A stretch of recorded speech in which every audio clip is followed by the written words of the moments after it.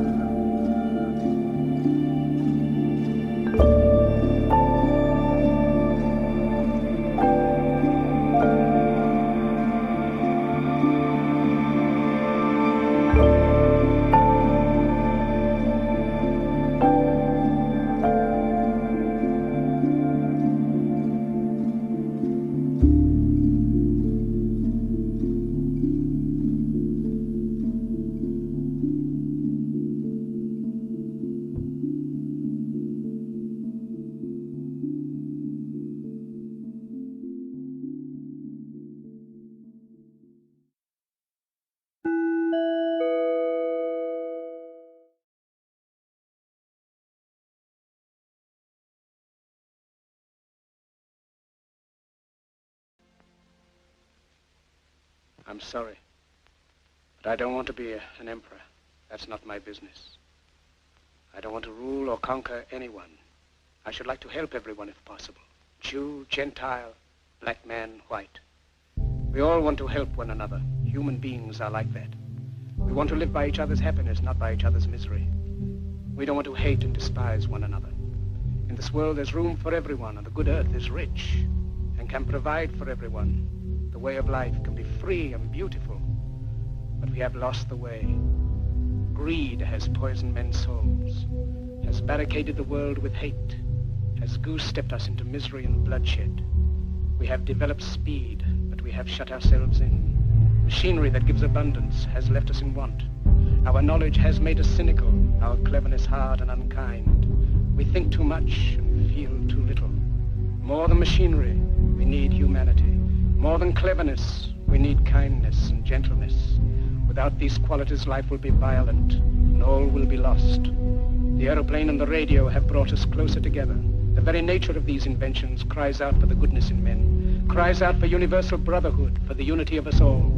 Even now, my voice is reaching millions throughout the world. Millions of despairing men, women, and little children, victims of a system that makes men torture and imprison innocent people. To those who can hear me, I say, do not despair. The misery that is now upon us is but the passing of greed, the bitterness of men who fear the way of human progress. The hate of men will pass, and dictators die, and the power they took from the people will return to the people. And so long as men die, liberty will never perish. Soldiers, don't give yourselves to brutes.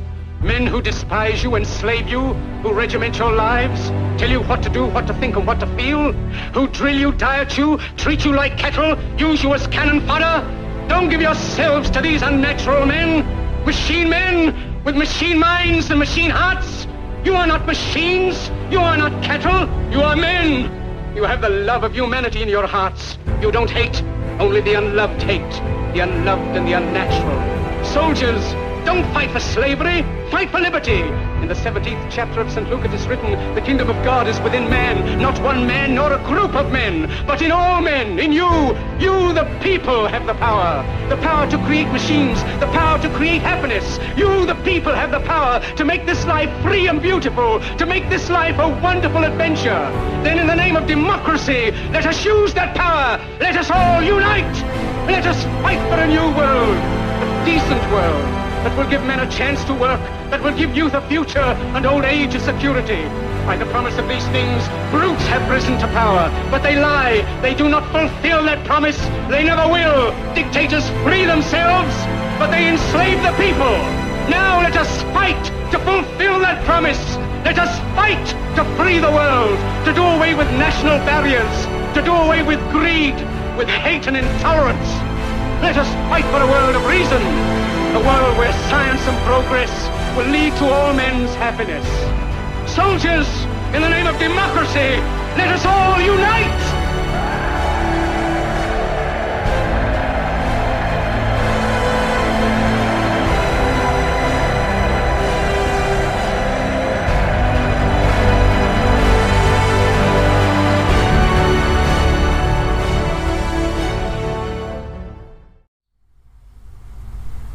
Alright, then. The Mystic Man here. And I am trying out a new way of audio. Tell me if you like it. You are listening to Starseeds, Angels, Savant Syndrome with your host, The Mystic Man. Thank you for joining.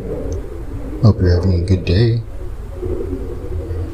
I happened to change my profile picture on Facebook to a cat. To a very fluffy, cute cat. And I think that very much resembles me. Very much. Even though I'm not really like cat-like. I don't know what I would more associate to. I would figure I'd be something of the ocean, really. A whale, I love whales. I think I would be a whale. Yeah.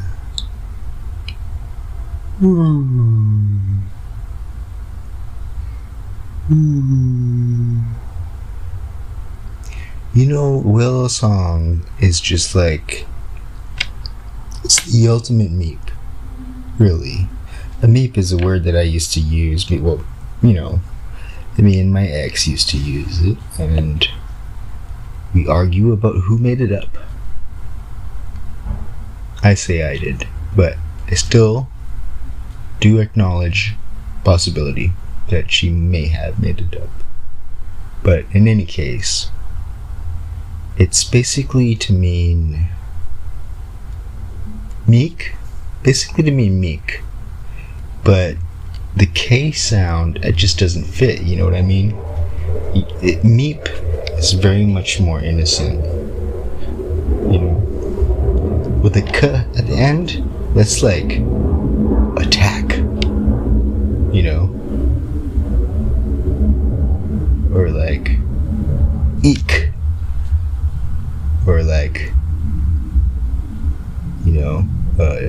choke.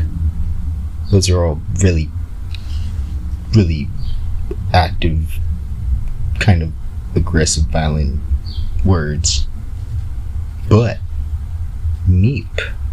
Now, meep, on the other hand, that's a beautiful word. It's a very beautiful word. I think they called that one dude from, like, Sesame Street meep. I don't know. I think I remember something like that passing by my subconscious mind in denial. Because no, it doesn't exist. It doesn't exist at all. It's made up. Oh, I'm just playing a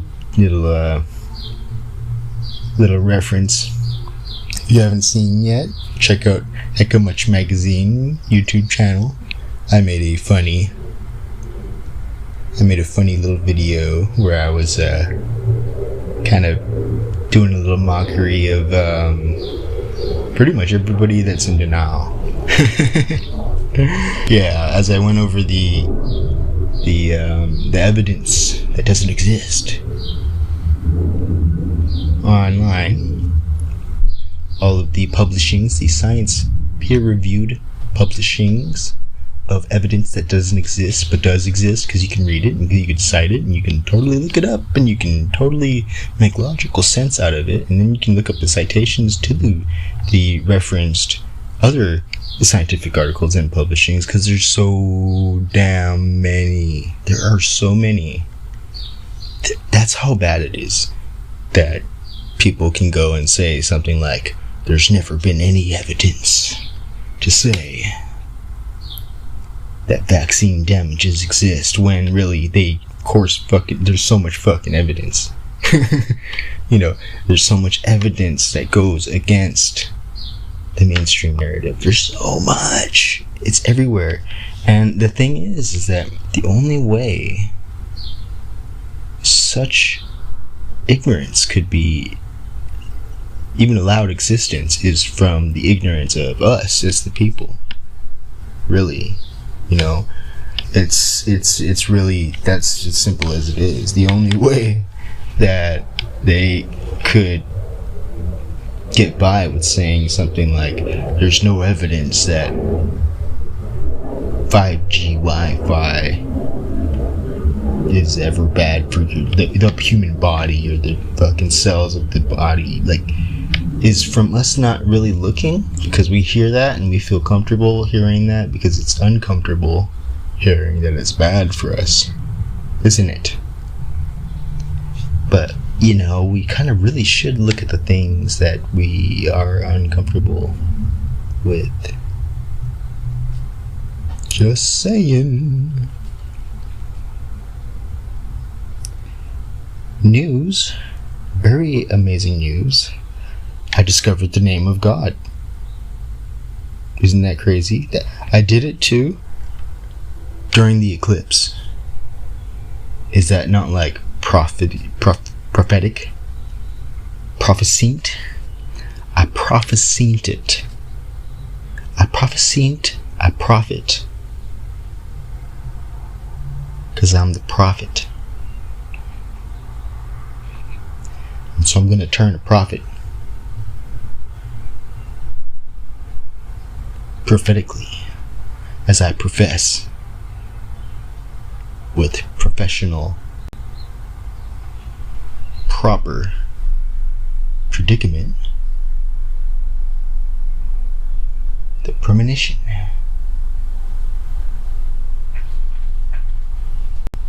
I don't know. I got nothing. Okay, so basically let's start it off. Here's how it goes, okay? It's very simple. Very simple. And actually it all came down from me kind of debunking this one thing that was like, you know, making its way around online. It was all like trying to say like, oh, the letters of Yahweh, right? Because you know how it's really it comes from 4 letters, right?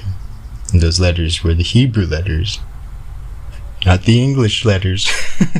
But yeah, I was trying to say like, oh look, it's like in the DNA code or something like that, structured of genetics, and it looks like the Yahweh, the YHWH.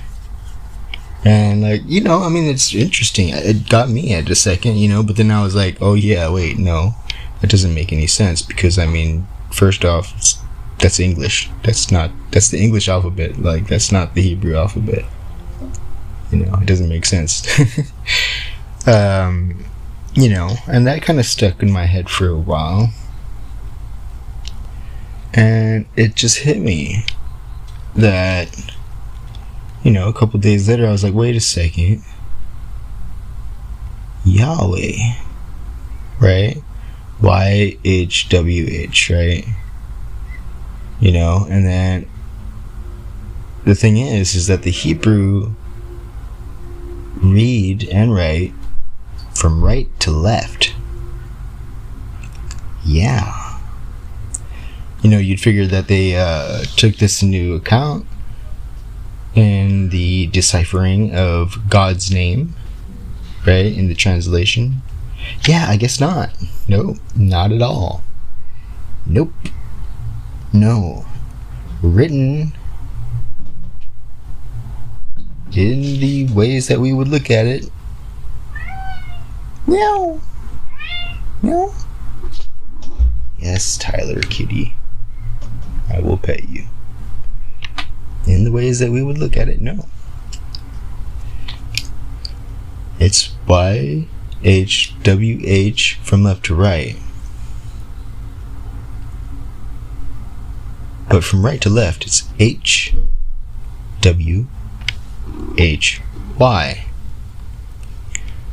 Which, I mean, okay, so the ancient Hebrew, they didn't give the little markings to assess and to tell you like what the vowels were, right? That's the ancient ways, right?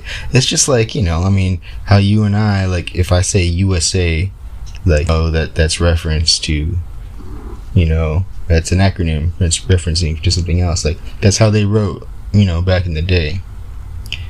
Basically acronyms. And actually the letters themselves represent words too, if you didn't know.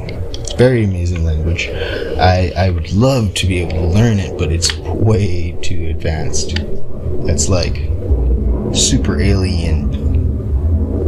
It's probably alien. You know, I mean, even they say that their alphabet itself was given to them from the Archangel Metatron. I don't know who I'm really exactly referencing to when I say they, you know.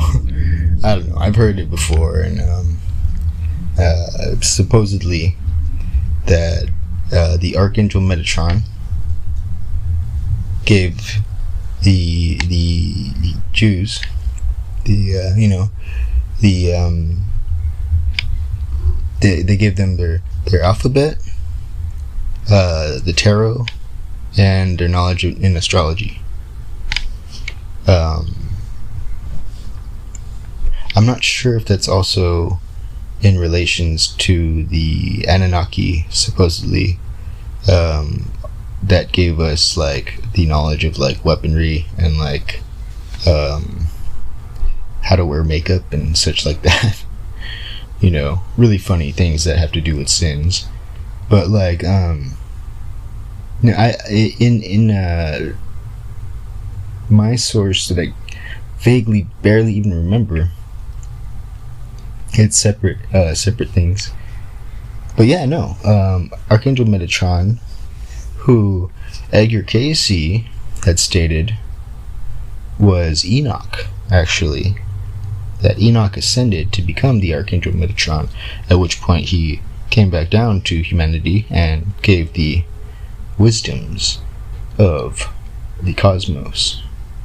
And in the Book of Enoch, it's kind of a funny story, you know? I mean, basically you have what seems like dude got picked up by a UFO. Alien was like flying the UFO and like telling him all kinds of crazy stuff, and he's like tripping out, like looking at all like the weird things on the ship, like, what is this? And the dude was like, pay attention or something, and told him the answers to the universe, and then dropped him back down. Is that what ascension is? Like getting picked up? You know, take a ride in the whip, get schooled. I mean, shoot, like, I could pick you up, you know, I got a car. Right, you know, I'll pick you up, I'll go say a bunch of hardcore stuff, and then drop you off, and then bam, we'll just call it ascension. Right, you know? I mean, technically, it's like the Book of Enoch. If you would just imagine that you were from a couple thousand years ago. Heck. But, you know, I don't know, these days we don't really have too much credence or reverence towards wisdom, which we should.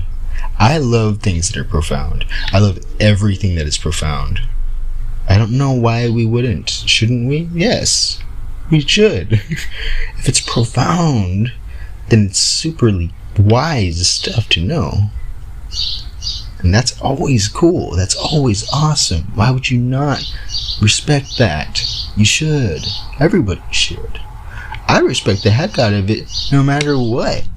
Even if it's in a different race. Oh no. Not ethnicity than me. Come on. Like, what the fuck is that? Fuck off. You know? Even if it's in a different sex? Like, okay. Why is there like this like rift between the masculine and feminine? Like, why? It makes no sense. Like, if there's like wisdom from one side, that should be seen as sexy, because it is sexy. It's fucking hot, you know. That's another thing too. I think that there's a misconception, possibly, that women might have, to think that like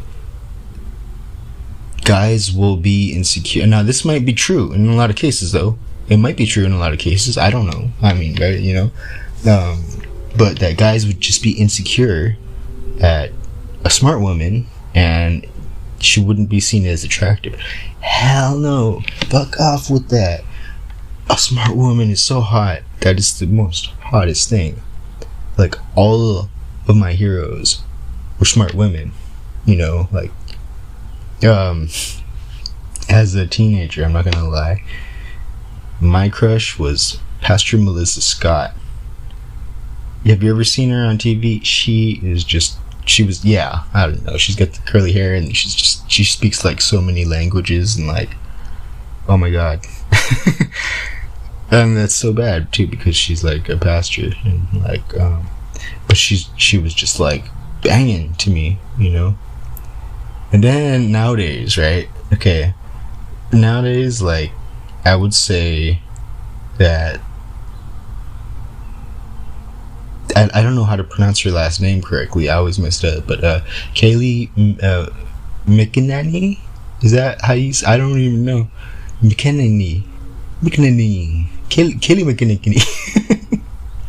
Like her parents really chose like a good combo. Like Kaylee McEnany. That I don't know how to say it, but I mean she's just wow. Yeah. I mean yeah. That's a really hot woman. She's so hot. Like just the way that she's just like, yeah.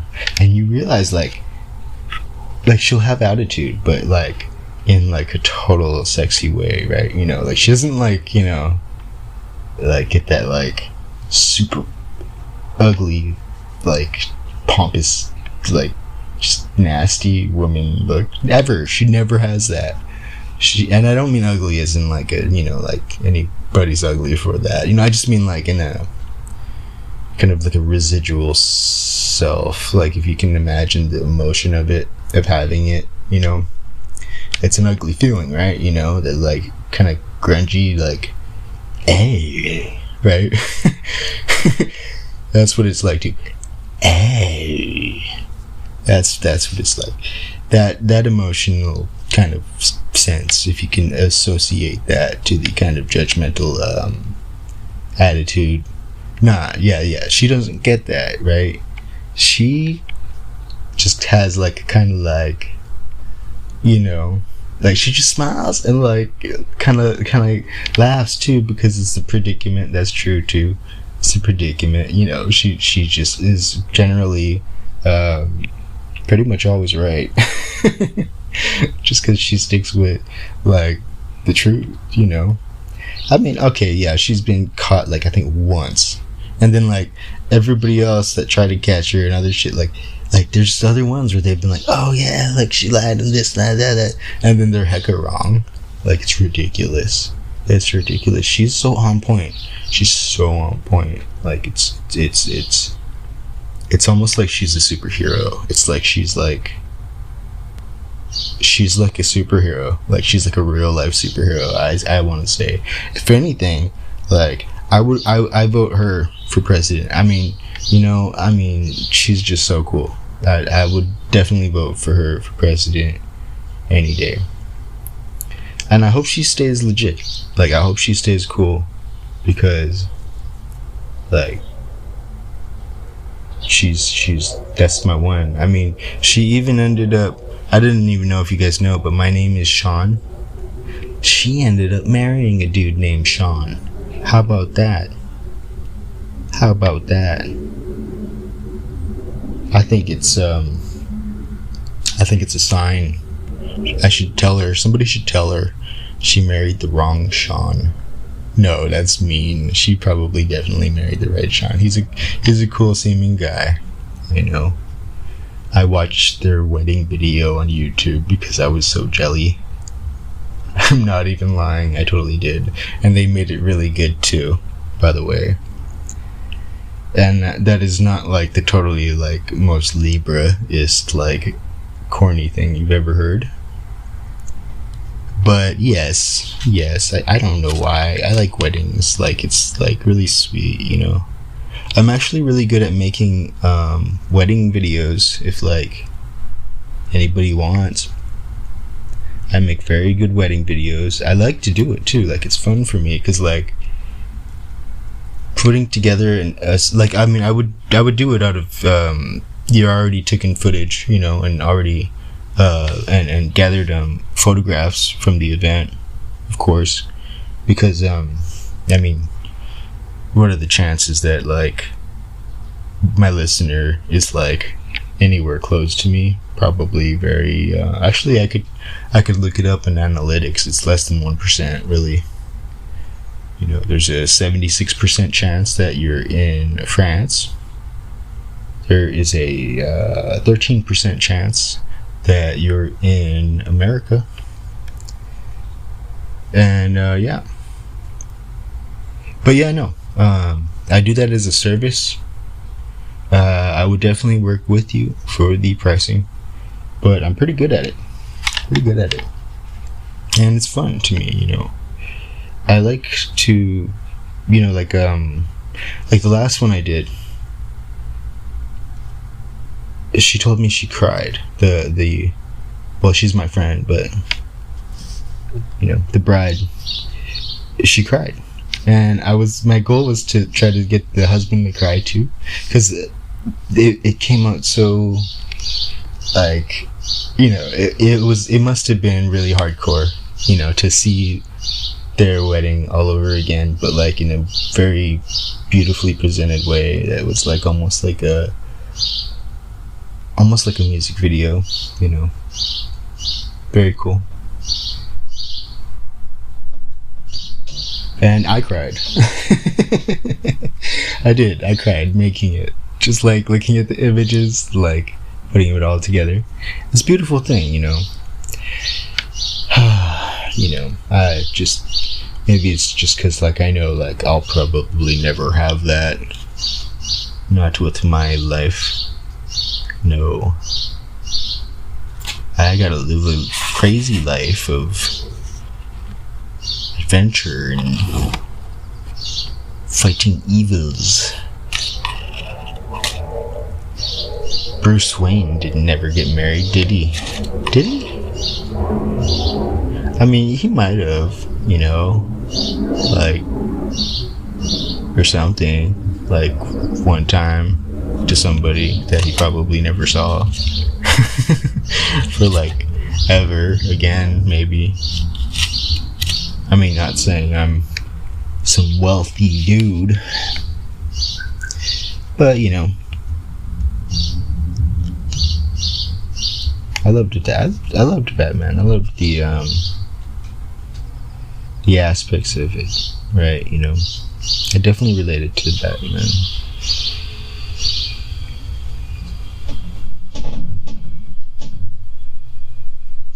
And I totally just like headlined this episode with like the name of God, and really only like talked about it for a second. There's really not much to say, really, you know. I mean, if you read the letters from right to left, it would be HWHY. Now you have to basically, you know, kind of like think about what kind of vowels it would be, so that, you know, your guess is as good as mine, but I like to say that it is Hawaii. Hawaii. Hawaii. And it's funny too, because in the Hawaiian, you know, to Hawaiians, right, it's pronounced Hawaii with a V sound, right? Don't ask me why they put a W there. You know, why did they put a W when it's a V sound? I don't know, but guess what? They did that to the Hebrew alphabet too, because the W for the ancient Hebrew alphabet is the V sound. Isn't that crazy? So both of it is actually some kind of ha or ho, and then a va or a va or v or ve. And then again, ha or who or ho or ha or something, and then the Y, which may be a yod, yud, yo, yay, Hawaii.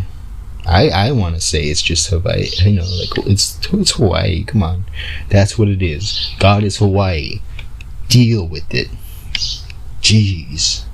Maui was the one who fished out all the islands from the sea, and Haleakala is the house of the sun.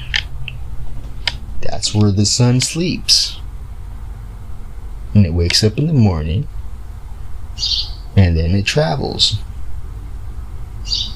I don't see why that's so hard. Hawaii, deal with it.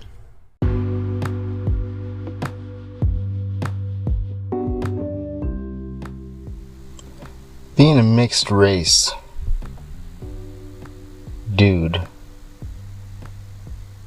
kind of gives me a perspective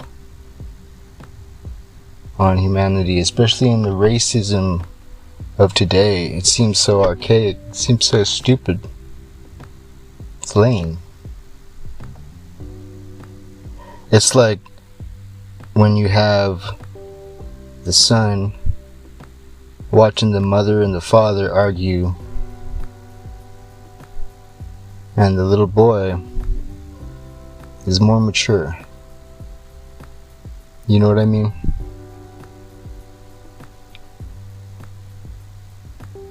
Because when I look across and I see these other races, I say, I am that. Because I am.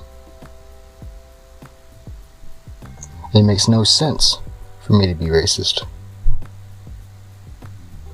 For me to be racist, it would be self-denial. So in that sense, when I see other people that are racist, well, it kind of gives me a actual sensible means of racism.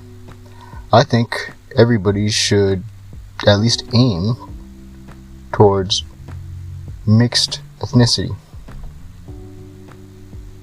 Fact is, and the science proves it, children of mixed races grow up taller than their parents, have better IQs, higher IQs, and better immunities. Now this makes sense. This makes perfect sense. Right?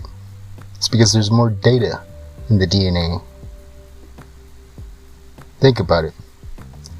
It makes perfect sense too in the explanation of how and why you would have deformities when you have incest or inbreeding.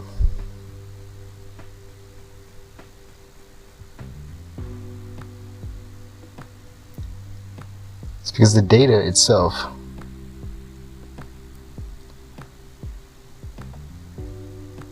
is not representing the amount of new information that should be of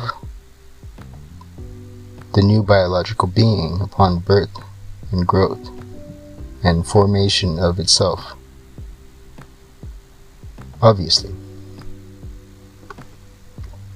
It's like if you have two USB sticks, right? Now, you have two of them, and you have, let's say, one of them is almost exactly got the same thing on it, just like the other one, except for it's got maybe like one file that's different, right?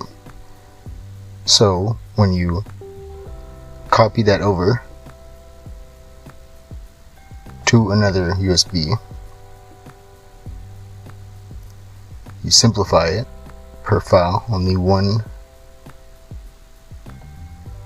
copy of each file. Well, it's a certain amount of data, right? Now, imagine you have two USBs and they have very different files because they have different memory, right?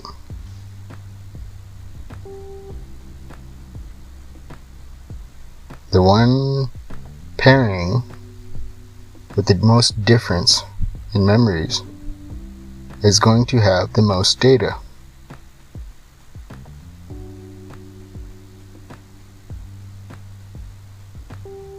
So, in that aspect, if anything, well, I mean, you could see it by the nature of it, of course, and it would make sense too, in a very universal, esoteric, and not even just mystifying way, but kind of just natural way in the orders of things, and how the orders of hypocrisies go, when you could look at hypocrisies of man, and ironies.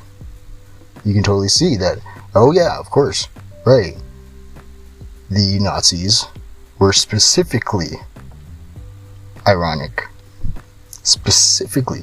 Any form of racism where they're proudly boasting only just their own race is specifically ironic.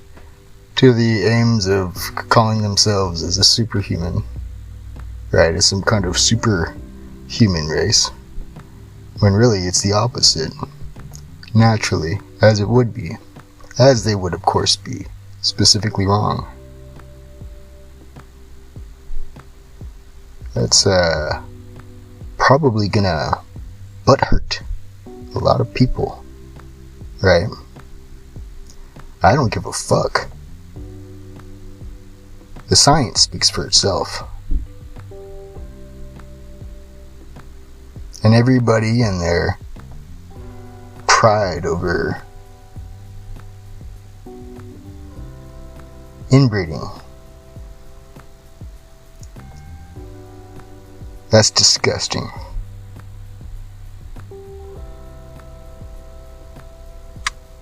Grow the fuck up. Evolve.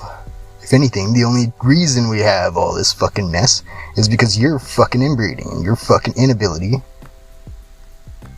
to love one another outside of race, outside of ethnicity.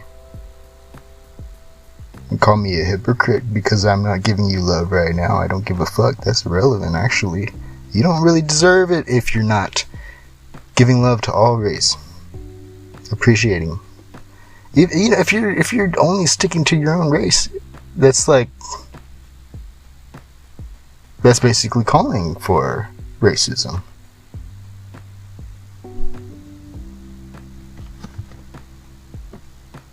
Actions over my honoring anybody. I don't have to respect anybody. And in fact, looking at the way things are going, you all motherfuckers owe me some fucking respect. I've been right this whole fucking time about all of this shit.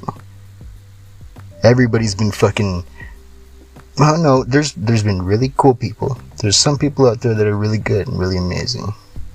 But it doesn't matter what kind of ideologies people have. It doesn't matter what you believe. I don't give a fuck what you believe. I give a fuck what comes up in the proof in the pudding. Because you can believe whatever the fuck you want. That don't mean you're right. That don't even mean you're close to right. That don't even mean you're validated in your fucking beliefs at all. That don't even mean that the things that you believe are at all valid in anything at all. The entire reasoning behind your beliefs could be completely fed to you. Not even yours. It's not even something that you made. Just something you adopted and didn't even know that you had a choice in your interpretation of meaning.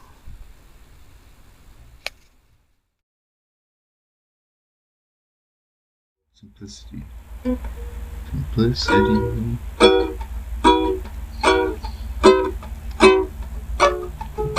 Simplicity. Definitely becoming me. Simplicity. Definitely becoming me. Less dependent living life. Don't need could, should, would, do that, 'cause my will is my way. That definitely involves time travel through space and capes and duct tape and a dirty mind with no face. Place I can escape all the noise. All the noise.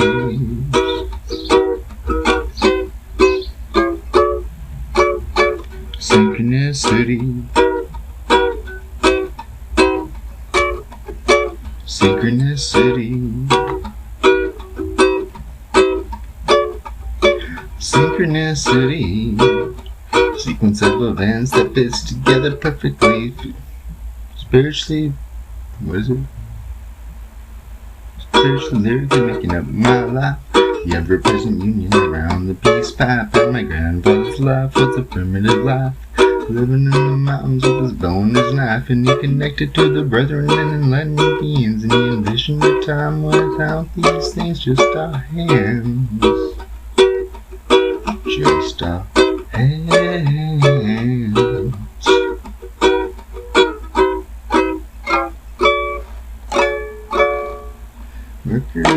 retrograde. Lost in outer space without a trace of his mind. Mercury in retrograde man. Lost in outer space without a trace of his mind. Won't you come on down? Oh, won't you come on down? I lost you in my attitude and the way the spirit picks me up and makes my body move, move, move.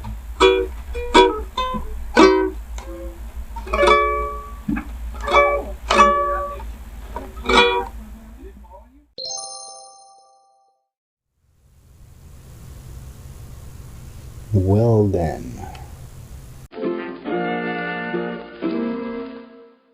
me tell you a little story. Back in 2016, what a year that was. If you don't remember, yay! Look it up. Spoof 2016 videos, year 2016 trailers. It was so bad that they made scary movie trailer spoofs out of it. A couple of them actually, maybe like 2 or 3. Super funny ones. 2020 is seeming a lot worse. But for those who may be going through their Saturn return, so I believe that would be, well, you would have been born in 1991-ish. 1990, 91, 92-ish. Saturn doesn't move too fast. So that would be you. It's a very long transit. Saturn returns are very hard. For me, it was my spiritual awakening-ish. I mean, I can't really say I'm awake because I'm still alive, and I do say that in general. This is a dream, isn't it? And knowing that you're in a dream does not make you awake. It makes you a lucid dreamer. Well, first I started seeing the numbers, right? 1111. Actually, it was a gangster that told me about it. Real bad dude.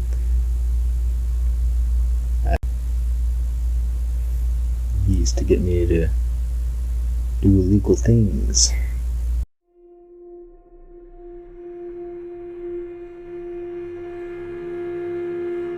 I was asleep, so I didn't take responsibility for myself or my actions.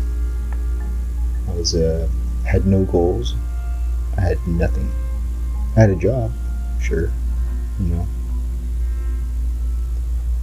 and I worked hard, really hard. I still do, of course, but the point is, once I started seeing the numbers, I started making connections. I started to look them up, right?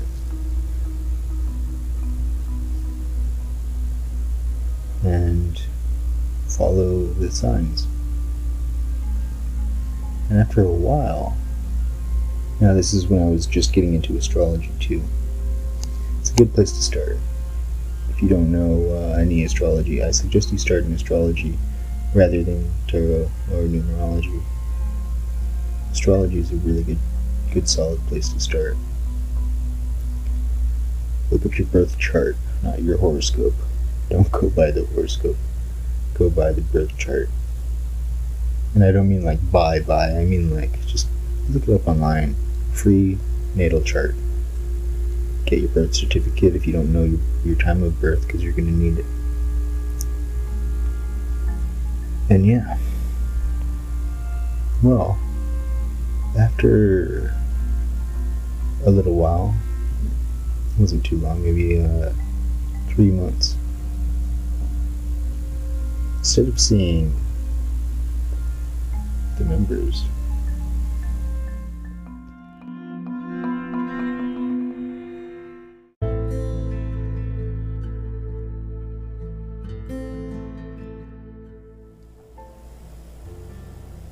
I started to see animals.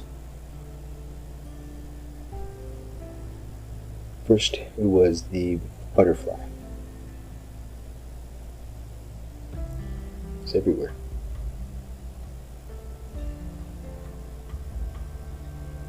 And I mean like everywhere, and the symbolism of it.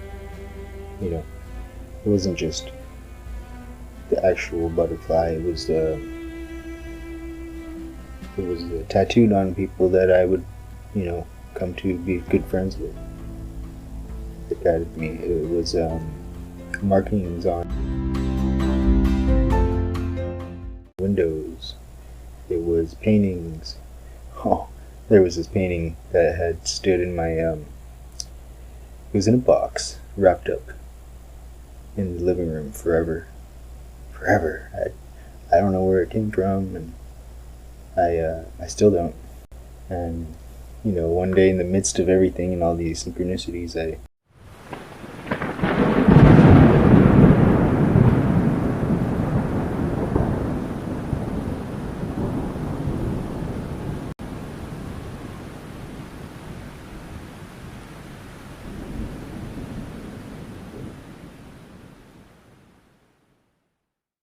alone and was looking at the box, and I just opened it up, unwrapped it. It's a big old butterfly. Next to it was the dragonfly, which was in Aumakua of my exes. Now in Hawaiians believe in what we call an Aumakua, which is like a lesser god. And in Aumakua is said to be a family god. Now, I've known mine to be the white owl for a long time. Every time somebody in my family passes, a white owl comes to me, and a few of our other family members, and it has for generations. But there's also the factor that all of the animals are connected to us. The question is, which ones are you connected to in the sense of your receptivity?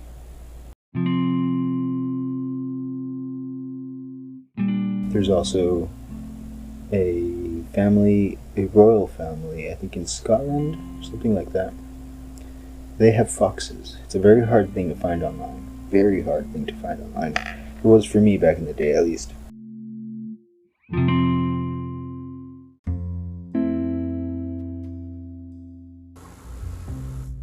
And this family,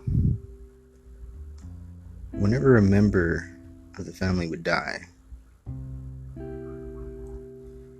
foxes would come and howl at the gates.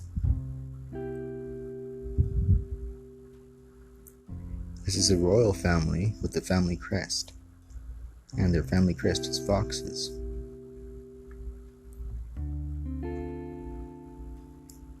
Now, given that's half a world over,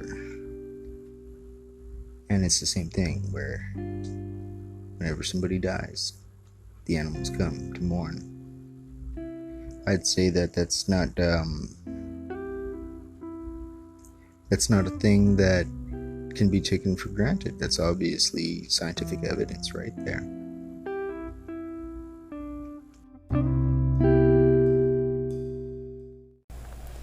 But it's there.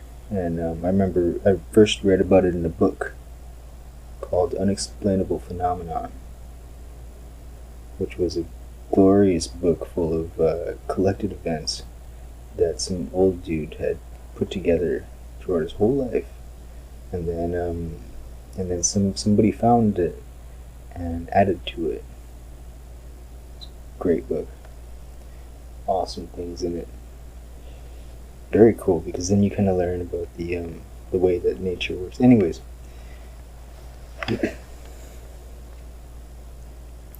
so that was a Aumakua for my ex. So I had known that one a tiny bit, and what it did was it connected me back to my ex too. She was actually the one to give me my first tarot reading, and wow. that, just those 5 cards, it was the story of my life. Really, it's still playing out, and it still hasn't finished yet. I still have yet to get to the last card. Maybe even not yet to the second last card. I wonder if it would, such a weird thing, them playing out the way they did. They totally did play out very true. Astrology and tarot and numerology, they all work. Because they're always at work. They're always at play. And why is that? How could that be? Well, a lot of people like to say this or that, the guides of angels and such. And yeah, that's true in a lot of ways. And I personally, for the way that I do things, that I try to lead the person to take more responsibility of it being them, as in the angels are of us, and so would the demons be. And in that aspect, you would see that the demons are psychological effects. I don't mean that they're illusions, but also do mean that they're illusions. I don't mean that they're fake, but I kind of do mean that they're fake. See, it's of aspects in a conscious realm kind of way. If you look at biblically, you can see that ever since Adam had his first denial. That was a good one. Which one would be the first denial? It would be the denial that God was sincere. Horrible thing to deny. Horrible thing to deny, because it's self-denial on the first part. And then since the Aumakua in Hawaii were considered to be the animals that were of your family connected, bloodline almost. And I want to say that that's true in Edgar Casey's readings as well.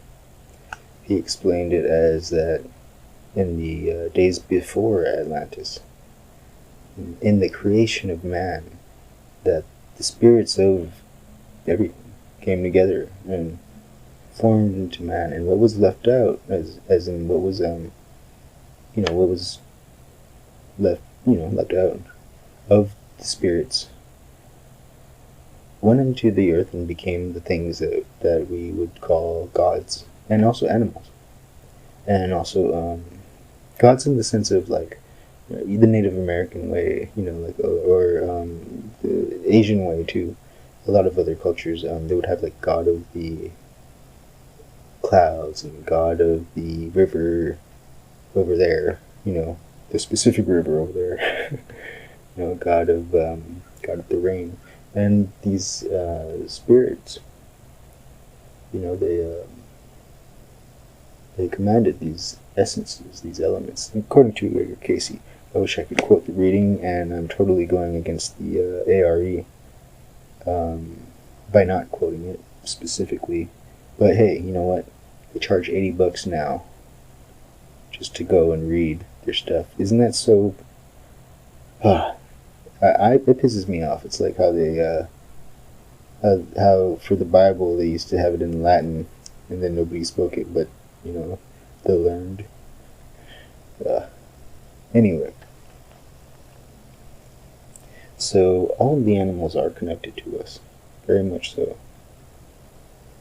And you can connect to all of them. And in the manner they come out to you, to reach to you, in order to have you align. See, the only way that it could work, that you could align with them, is through empathy. Through putting yourself in their shoes, in their perspective. Empathy goes a long way. I like to say, all the way. So next after the dragonfly, we had the spider. Well, I mean, I had the spider. I don't know what you'll have. But for me, it was the spider, and that one was... I mean, I was up in Canada looking for my mom. Yeah, it was a crazy 2016, let me tell you. My mom went missing, and it was very emotional. I went to Canada to try to find her. That's where she went missing.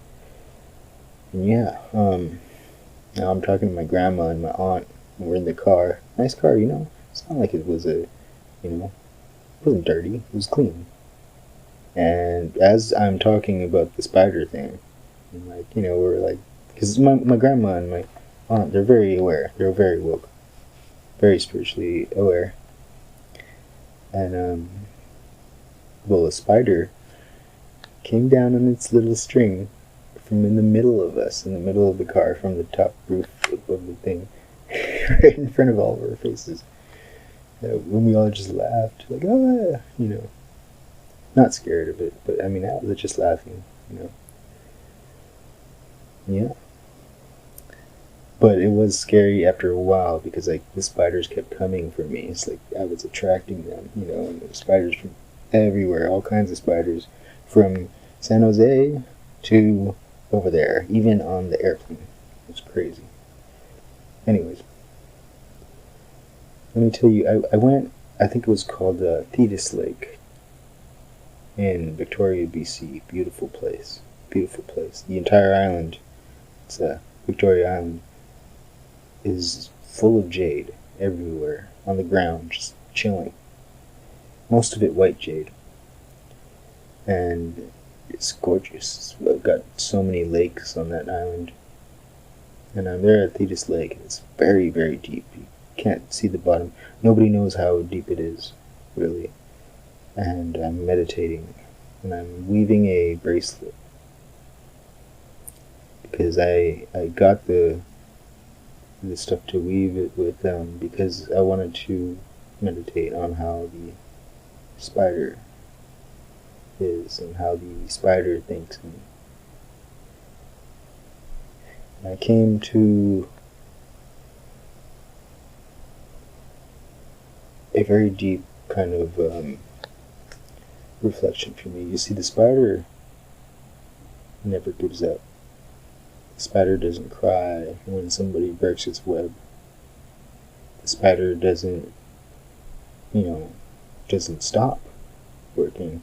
If somebody breaks its web, it keeps going and it builds it again.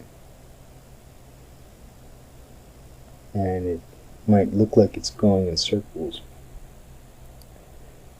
And it might look like it doesn't know what it's doing because it's going over here, it's going over there, connecting things that it just seems ridiculous, seems nonsensical.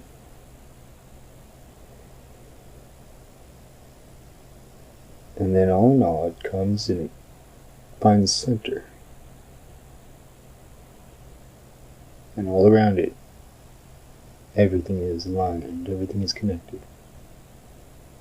And then, the spider doesn't hunt, it doesn't fret. All it does is wait, patiently, pure faith that what it did was correct. And what happens? The universe provides. It's natural. Pure faith. Pure forgiveness.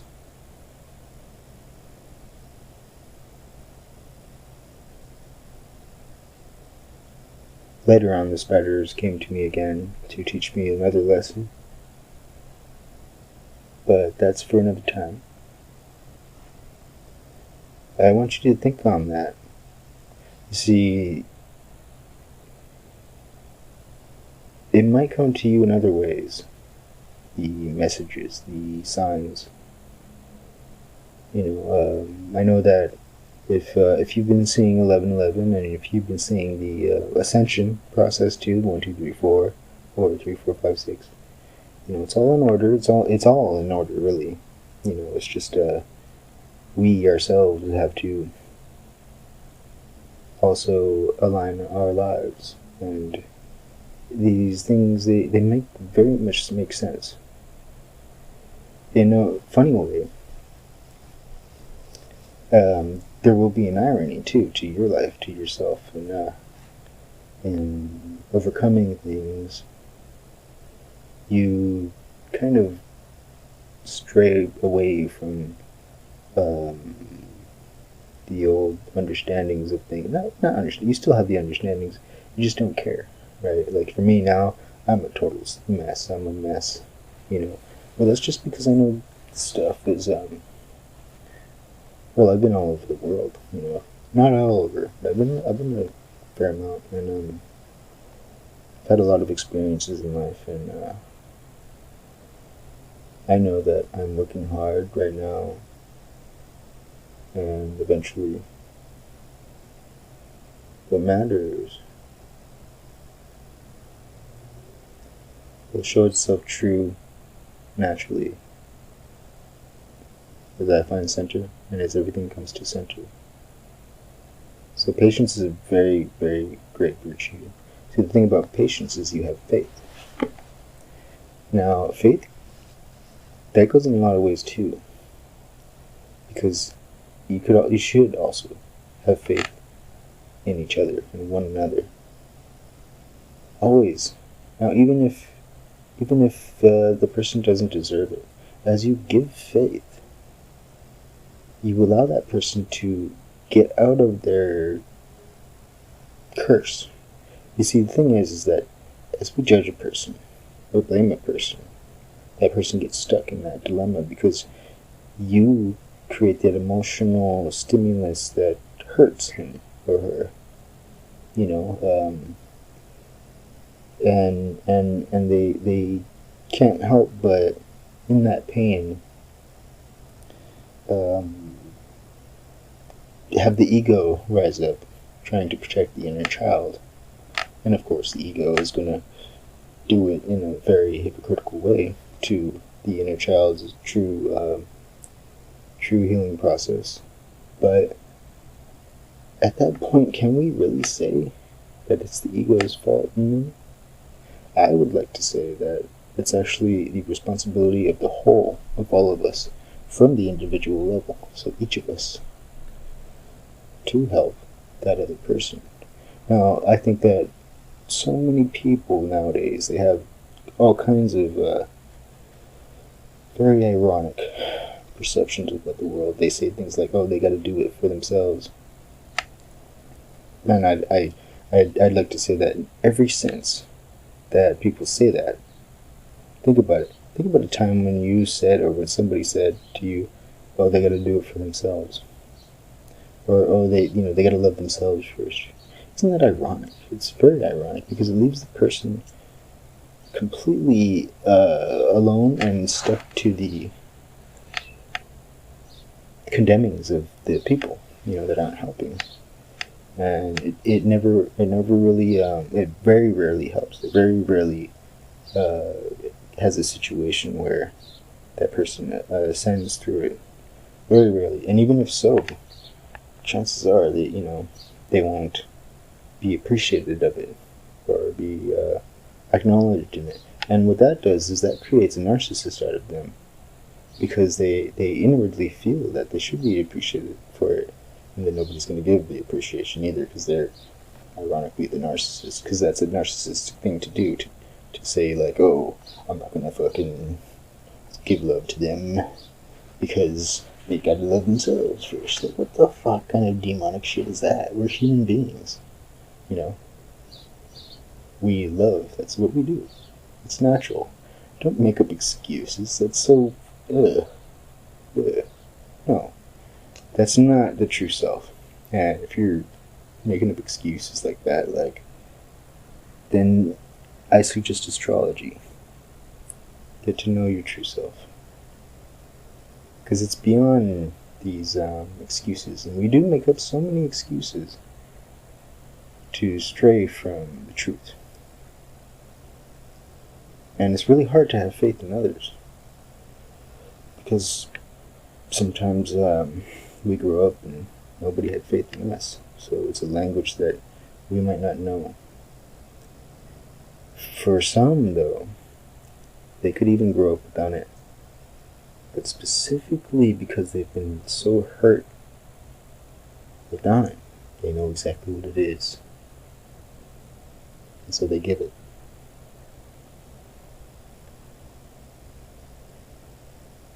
Whatever way it is for you, feel it out. Don't let anybody gaslight you of your emotions.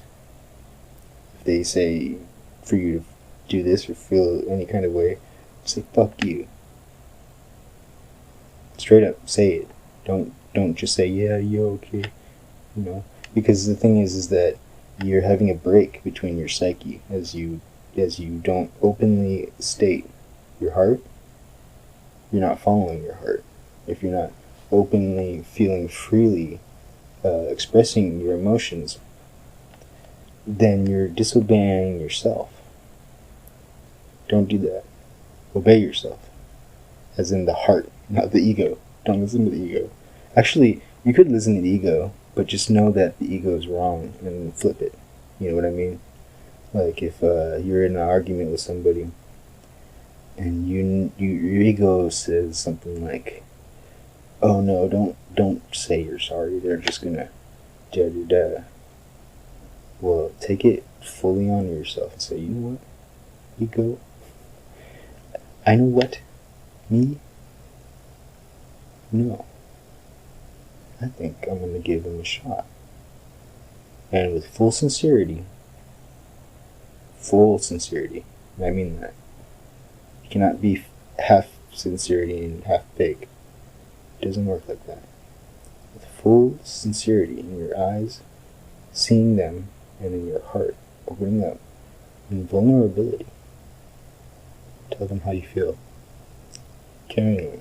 Because you do care. If you're hurt, that means you care. You wouldn't hurt if you didn't care.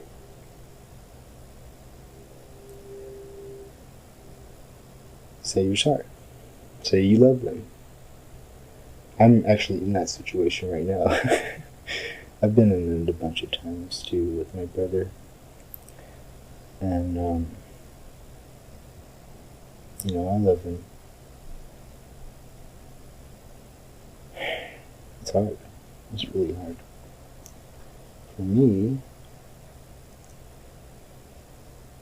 he has never apologized. Ever. And actually, contrary to what you might be thinking, possibly, actually, I forgave him every time. And what it is, I've been waiting for 3 years now for him to make the move now. And I don't know. Maybe he just doesn't care in that sincere sort of way. But, it takes getting to know yourself, really, to know that a lot of times we say it has to be done. And that's the funny thing, right? Because I'm seemingly the hypocrite here. You don't understand, though, if that's what you think. No, it's and I'm just not assuming, I'm just saying that that would be the general thing, that generally people do think that, and I know because I generally thought that all my life. I understand that these things, these weaknesses of the human psyche go in a specific way, because as Christ said, the road to heaven is what did he say? Steep and narrow. The path to heaven. And it's true. It's because we don't see it. We don't want to see it. The specific denials of the human psyche are very, very elemental, fundamental. And they work in certain ways when it comes to the denial of it. You never think that, okay, here's one. You ever just think somebody, they're just so full of themselves, right? They're just so full of themselves. You see it.